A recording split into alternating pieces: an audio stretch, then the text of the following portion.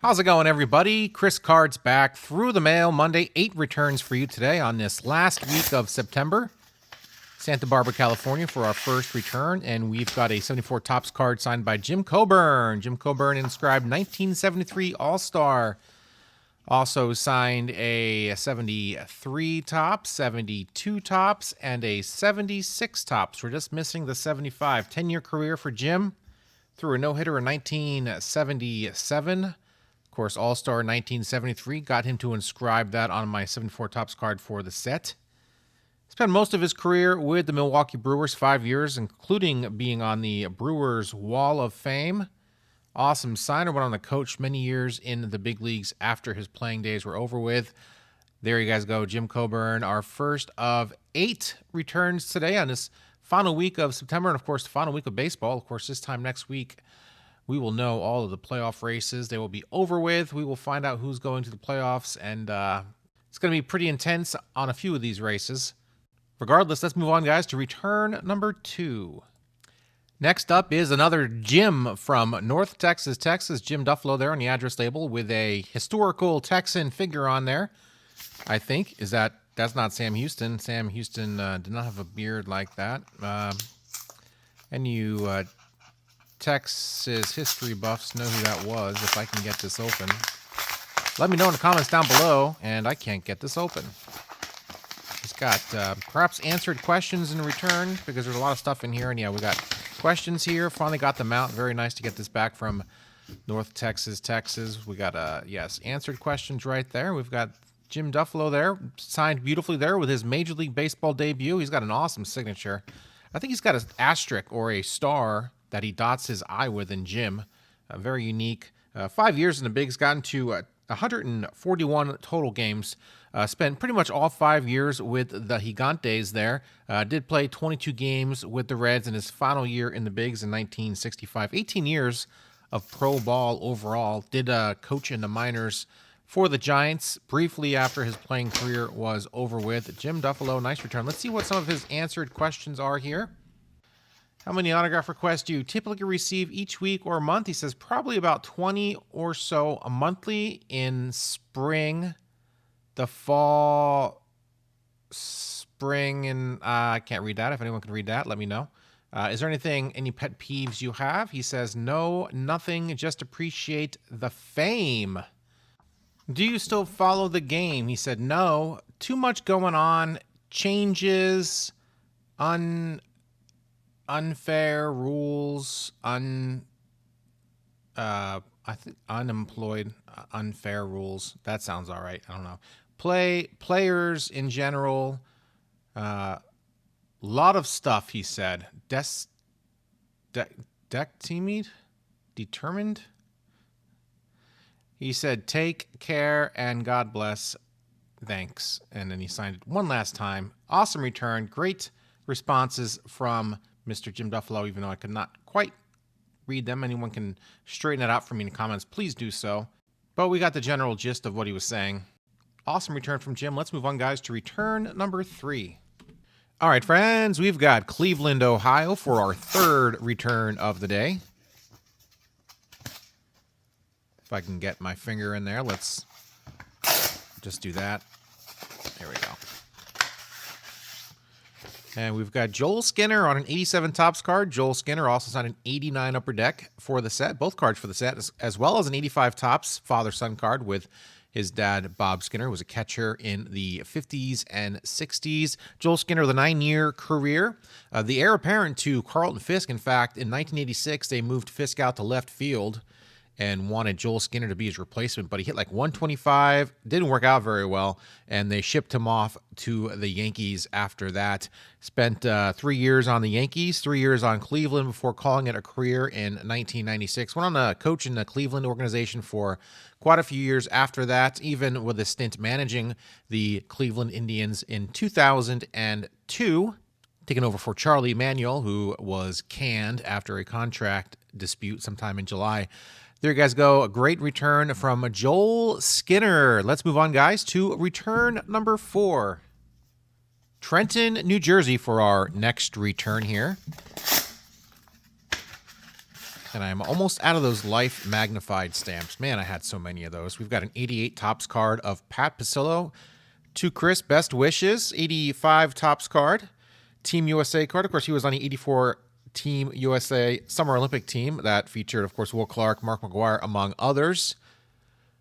Lost to Japan in the finals. 88th honors, as well as the 87 Topps card inscribed with his Major League Baseball debut date. Nice return from Pat Pillo, former first-round draft pick of the Reds way back in 1984. Fifth pick overall. Only got into 18 games for the 87 and 88 Reds. Now a financial advisor in New Jersey. Doing well for himself, I hope. Very nice signature from Pat, very gracious signer. Inscribed one card with my requested inscription, as well as personalizing another. Nice return from Pat. There's information. Let's move on, guys, to return number 5. Next return from Birmingham, Alabama. Very nice. There you guys see it. Rip this one open as quick as can be. Very professionally done this time. Very quick. Steve Shields, 88 Topps. Yes, I did go through my 88 Topps box, as I mentioned, and picked out a bunch of guys that signed, as well as, of course, 88 score.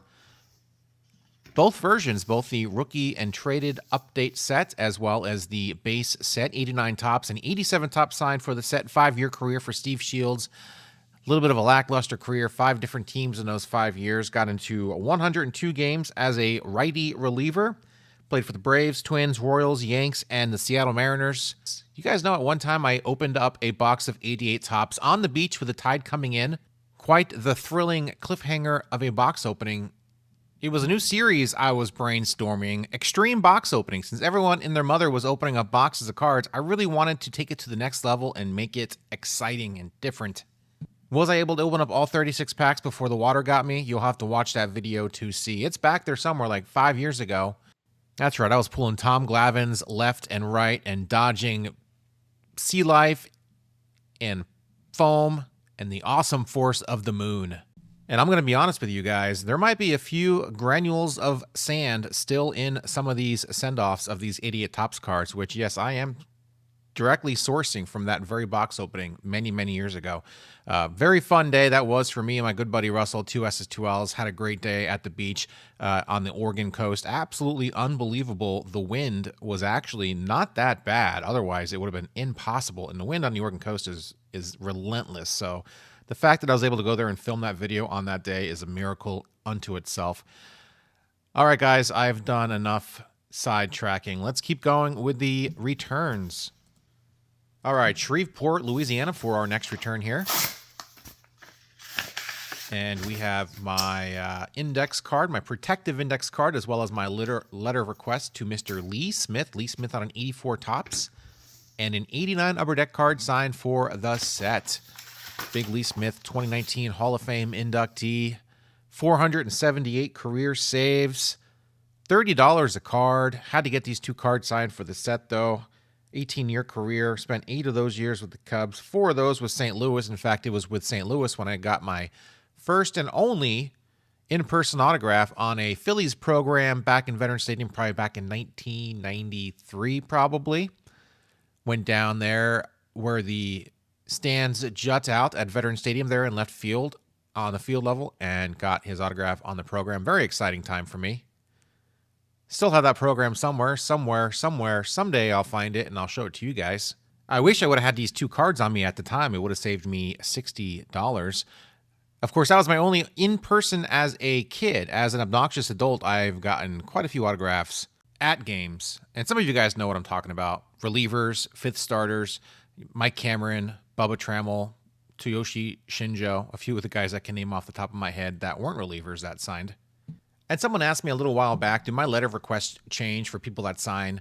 Mr. Smith, hope you and the family are well. Thanks for your time and signing for us fans, Chris. Of course, actually his wife goes through his mail and sets this up for him. So his wife probably reads all the letters and stuff. So I kept it short and sweet. It really does depend. $30 a card and I need 2 cards signed for my set. It's more of a transaction, and I'm not going to write a big long letter of request. If it's like $5 a card, that's a different story. And if I'm a fan, if it's Keith Hernandez and it's $35 a card, but I'm a fan of Keith and I listen to him during all the games and I've watched him play, it's a different story. I'll write him a long letter and talk about Jethro Tull's Benefit and some of my favorite tracks off that album. So, I mean, I'll do stuff like that.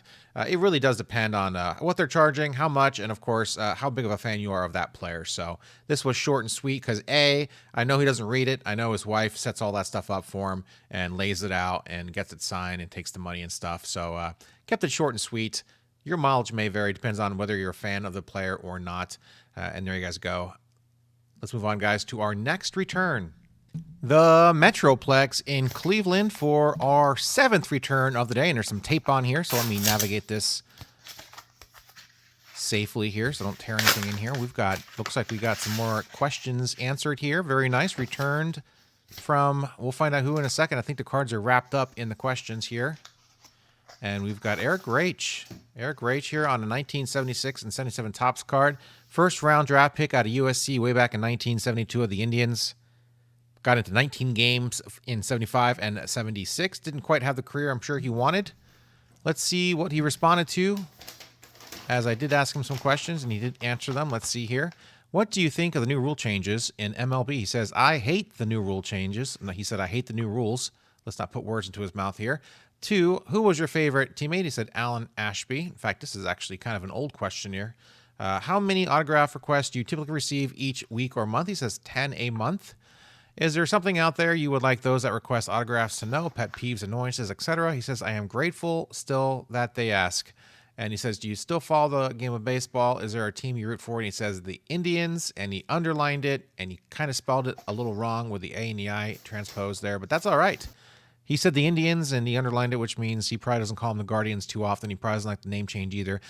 Pretty cool that he still roots for the team, of course, that he played on briefly.